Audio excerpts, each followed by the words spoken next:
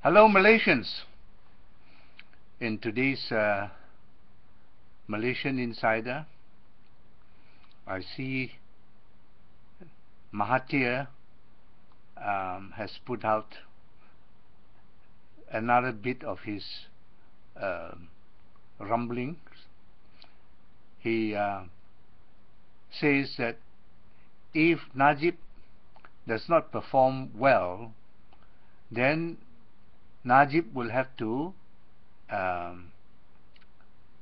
resign as president of UMNO. Well, here is a little bit of tidbits of news. You see, when Mahatir was Prime Minister, and when he was, of course, president of UMNO, he put into place a convention in UMNO. I'm no UMNO man, but from my memory of what we read in the newspapers, this is what happened. He put into place in UMNO that nobody can challenge the president. That was the convention. No one can challenge the president. You can challenge the deputy president, you can challenge the vice president and everybody else, but no one can challenge the president. That was Mahathir's rule. It was a convention and nobody dares to challenge him. I think that was also something which arose out of the incident known as the Semangat 46 or something like that. Anyway, I don't know much the politics of UMNO, but I can tell you this one thing, which was set in stone by Mahathir, a convention that no one is allowed to challenge the president. So a president of UMNO under his watch can go on and remain president indefinitely. There's no election anymore because nobody can challenge him. But this rule confuses me a bit, because why did Pak La vacate his position? Pak La should have had the president in mind to write out this golden rule at his time when he was Prime Minister.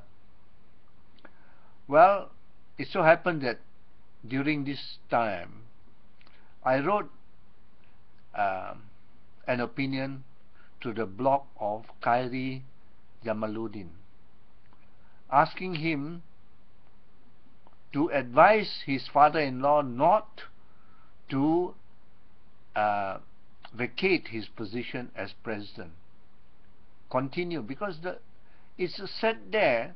I mean, nothing wrong with Pak La. He won the election, only that he didn't have the 75% advantage, so that he can ride roughshod over all the other minorities in the country.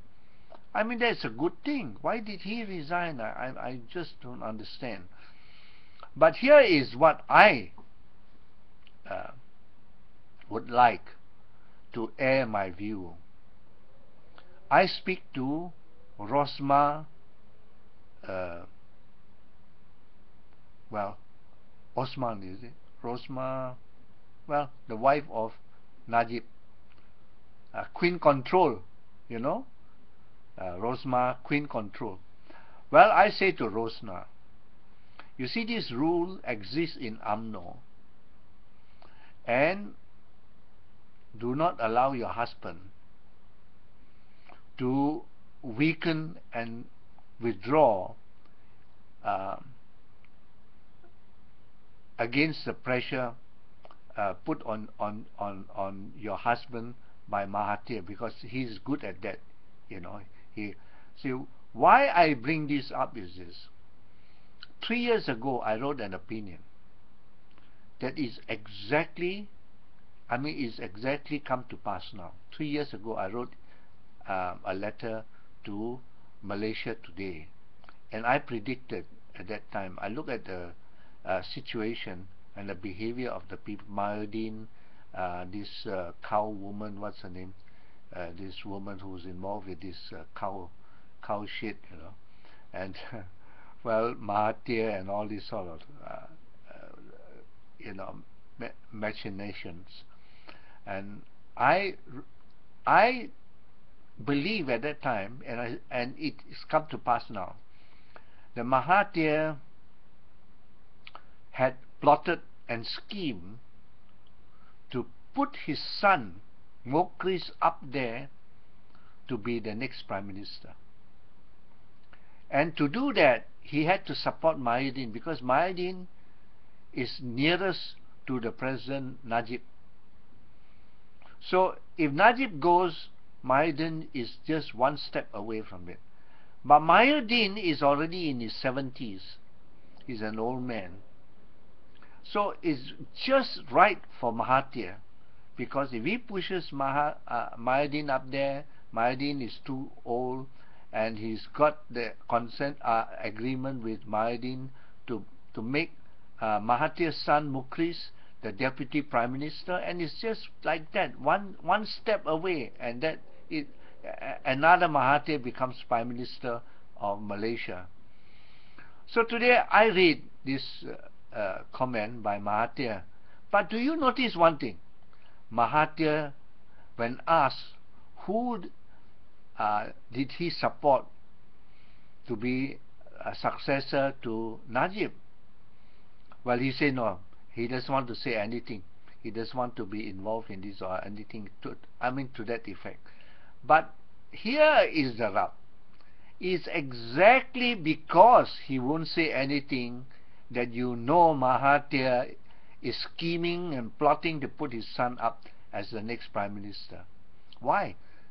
Because can you imagine Mahatir without poking his nose into everything, especially such a crucial thing as the next successor to Najib? Don't you believe that? That is the sort of situation that Mahatir thrives in. He just loves to control everything in UMNO to his benefit. And the reason why he won't say that is because if he says he supports his son Mokhriz, how many UMNO members will support him? 0. That's why he didn't want to say anything, because he doesn't want to endorse anybody except by the back door push his son up to be deputy to Myhiddin. So to Rosmah, I say this: do not allow your husband to succumb to this Mahatir machinations. Mahatir will never leave this situation alone. He must interfere in it in order to make his son the next Prime Minister. But Rosmah, I tell you this: your husband need not resign as did Pak La. Pak La was, I don't know, I would like to call him stupid. He cannot be stupid, because if he's stupid he can never be a Prime Minister. But why did he resign is something which really confuses me, because there is this convention in UMNO which was set by Mahatir in stone, that nobody can contest the presidency. If that is the case, then Najib can continue to be president of UMNO forever until he dies. And why not? The convention is there, and he is the president. He can take advantage of that convention. So to you, Rosmah, you are another queen control. Tell your husband, don't give in to Mahatir, because if he gives in to Mahatir, the next step, snap the finger, Mahatir's son will be up there, Prime Minister of Malaysia. Well, I'll come back again with another clip soon enough. Bye.